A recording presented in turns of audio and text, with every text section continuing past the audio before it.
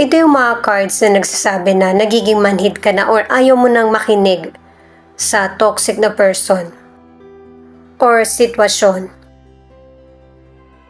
Ito yung ending na yung bang hindi mo na muna paiiralin yung emosyon mo. At mas paninindigan mo kung ano yung gusto mo nang iparating sa kapwa mo o yung gusto mong kapalaran. Ibabalanse mo na lahat. Hindi yung nakikinig ka lang. Ito rin yung nagiging daan para magkaroon ng kasagutan kung ano yung nangyayaring kaguluhan sa buhay mo.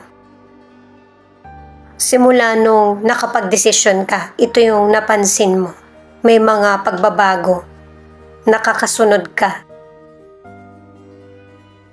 Sa kalusugan naman ay nakafocus ka sa mga positibo na maging healthy yung mental at physical.